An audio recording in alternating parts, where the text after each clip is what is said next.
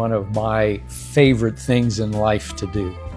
It's hard to describe in words, and it's something you really have to experience. You have to be there to experience it.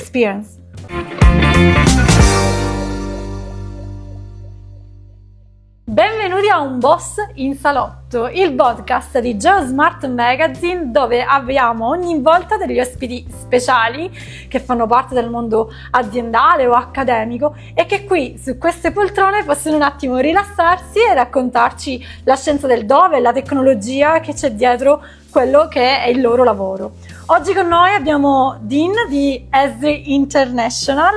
Hi Dean, welcome in our boss in our living room, in our little living room. And I would like to ask you if you can explain what is GIS, because actually a lot of people don't know what is GIS, but we know that actually GIS evolved a lot in the last 10 and 20 years. In the beginning was a system only for technicians and professionals, but now GIS can be also easy also for students and for young people, also for people who has no technical or scientific background. So what is GIS if you should explain to someone? Well, there are classical definitions of GIS. And first of all, GIS, of course, stands for Geographic Information System, which means that it is a combination of hardware and software and data and people and processes brought together to help solve specific problems. Yeah. And the interesting thing, first of all, especially this idea about geography, which is the science of our world, and it is an integrative science. That means it takes all of the ologies, all of the different sciences, biology and geology and soil science and atmospheric science, and it brings it all together.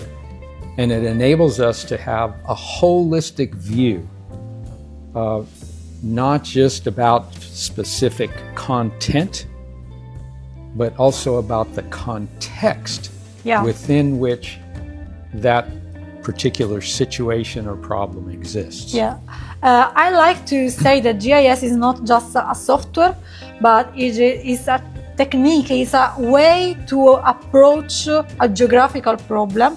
And actually anything is a geographical problem, atmosphere, climate change. So it's very important today to involve GIS in our workflow. Yes, and that's correct, because all of these things are interconnected, and they're more interconnected than ever. Yeah. So this idea of bringing all the parts together to see the whole brings amazing understanding. And I like your idea about this approach, okay? Because part of using a geographic information system is applying what we call the geographic approach. Yeah. And so what do we actually mean by that? It means that we measure things. Yeah. We analyze things. We visualize the situation. We can actually develop models, predictive models. Also for a better communication with stakeholders. Yes, and that's one of the next pieces of this cycle that we call the geographic approach. So from the models, we can develop alternative scenarios or scientific hypotheses from the insights and the understanding. And ultimately, being able to decide and communicate with So it's also about collaboration Yeah. as well. It enables collaboration, this whole geographic approach. Yeah. And ultimately allows us to take action and then once again start the cycle again by measuring the outcomes Yeah. and the implications of the actions that we take. You're talking about a workflow that is a cycle. You're talking about collaborating. So the next question is, what do you think about the Esri Conference Italian Esri Conference approach? I know a little bit your ideas, but I would like if you can ask this question also for our viewers, for our podcast. Well, Sylvia, look, these user conferences are one of my favorite things in life to do. And especially the Esri Italia conference is when I step in to the room and when I step into the venue there, I feel like I'm part of a family gathering and a big celebration. It's true. And it's true. And it just it's hard to describe in words. You know, Yeah. and it's something you really have You to have to live experience. it. You have to be there to Yeah. experience To it. experience. And you know, during the pandemic a few years back, we went to virtual events, right? And we tried to somehow recreate, but we fell short, you know? Yeah. Because it's more than just a presentation and content, and it's more than technical information, it's more than just the visuals. There's something very special that happens when people come together. Yeah. Yeah. And I have a last question for you that is a more personal question.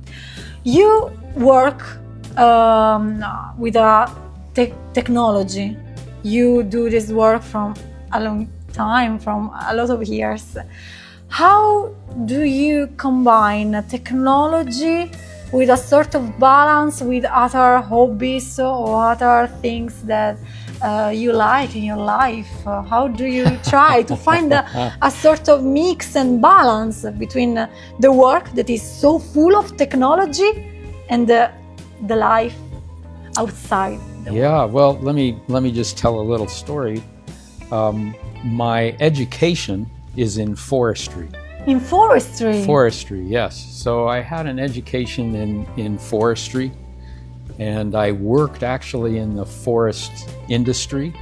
Wow. And I really enjoyed that. It was a very active outdoor life. Yeah. A very physical thing, you know, it was great. But it also was included a lot of science and technology. And so one of the things that I gravitated towards was use of information, gathering of information, building data, building models to help us make decisions about how to better manage the forest. The real world, real forest. How to manage the forest. And, you know, in a sense, well, the forest manages itself. Yeah. But we also have sort of the human use, but at the same time, we also have to consider all of the other ecosystem that is part of the forest, all of these natural systems. So I have just tremendous interest in that, and that was sort of my launching point. Yeah. And one of the things that I did is, besides collecting all kinds of information about the forest resources, building databases about them, and it was actually at the time creating a mapping system to help us manage the forest resources in the best way possible. First of all, sustainably, and also in a more profitable way. Yeah. And the really interesting thing, Sylvia, is that we had these perceptions about how to do things, you know, and I will just say, I'll call it conventional wisdom. And, you sort of build these standard ways of doing things. And it allowed us to question conventional wisdom through these models. And so I'm going to say that was a personal interest, but also just being outside. Yeah. And so that was sort of the foundation. And I still love to be outdoors in the backcountry. Okay, I understand that you like horses. Yeah, right? as I said previously, I think that we can find also a lot of inspiration in our outdoor time. Yes.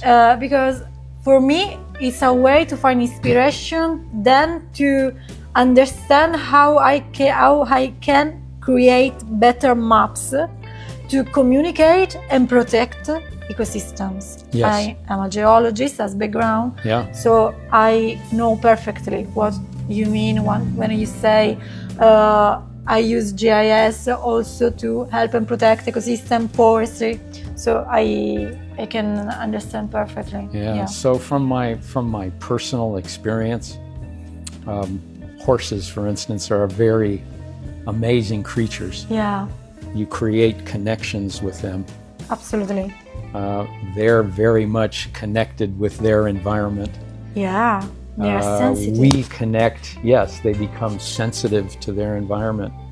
And they taught me a lot about that. Yeah, it's the same for me. And also for me, I just enjoy being in environments. And so we learn about connections and relationships and understanding things and the interrelationships of things. This is a beautiful message because we can understand how much of the time that we spend in our free time, then we bring something with us also in our work, in our job. So, for example, the time with animals, the time in outdoor that we spend, then we learn something that in a sort of way we can use also in our professional work. Exactly. It really extends you sort of this idea of our connections with things, our connections with people,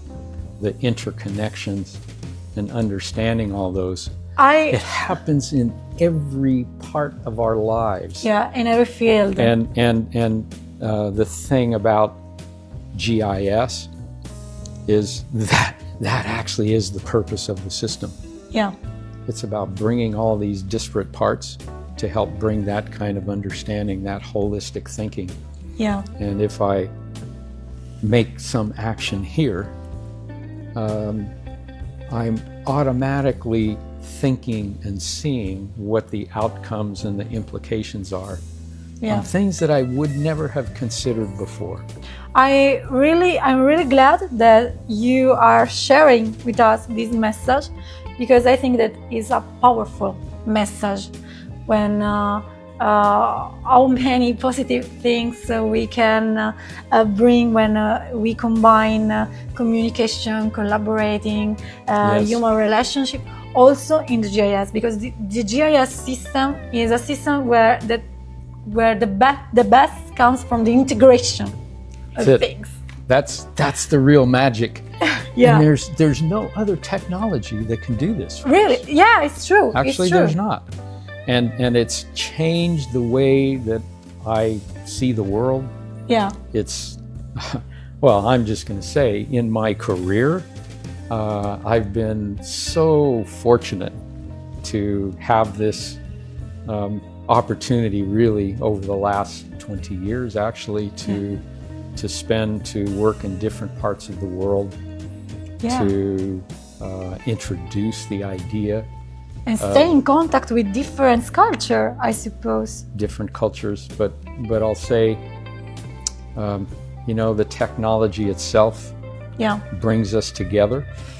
It enables us to work together, to bring our differences actually to the table, and to collaborate in ways that we never thought possible. I've got so many stories, we don't have time on this podcast to share. Dean, thank you so much to be here with us. Questo è il podcast di geosmartmagazine, un boss in salotto, e noi ringraziamo ancora Dean per essere stato con noi. Adesso Dean penso che tornerà in America. Dean, where are you going to go after being here? Well, tomorrow morning early I go to Munich, and I'm going to meet with our colleagues there in Munich. And then Saturday morning, I will travel back to the United States. To come back and home. then I have some more travels. My next stop after that will be India, and then I'll be in Kenya. And anyway, I have a lot of travel plans, but each of these places, are amazing. they're amazing places, and GIS is just beginning to have an incredible impact. And this reach, country. and reach